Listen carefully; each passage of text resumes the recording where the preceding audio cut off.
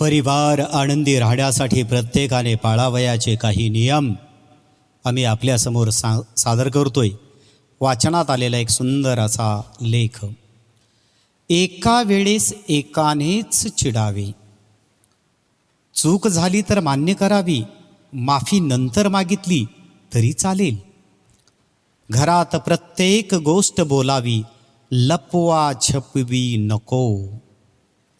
घरातल्या प्रत्येकाला, लहान मुलांना पण मन आणि मत आहे हे कायम लक्षात ठेवावे.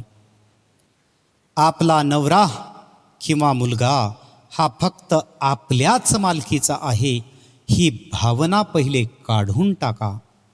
स्पेस देणे आणि दिलेल्या स्पेसचा नीट चांगल्या प्रकारे वापर करणे, अतिरेक न करणे ही प्रत्येकाची आपापली जबाबदारी असते. आपल्या कलागुणांना वेळ द्या. मग ते कलागुण गायन असतील, संस्कृतसारखा विषय शिकवणं असेल. दुसऱ्यांच्या कलागुणांचं कौतुक करा. दुसरे आपलं कौतुक करत नाहीत ह्याचा विचार करू नका. थोडं दुसऱ्यासाठी काही केलं तर काही फरक पडत नाही.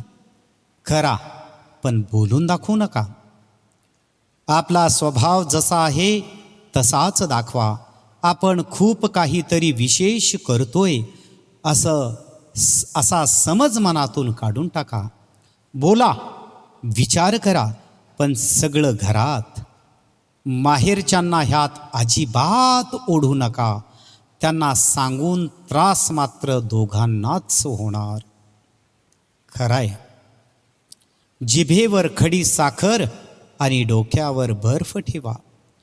जीवन हे सुंदर आहे, मी त्याला आणखी सुंदर करणार आहे हे लक्षात ठेवा.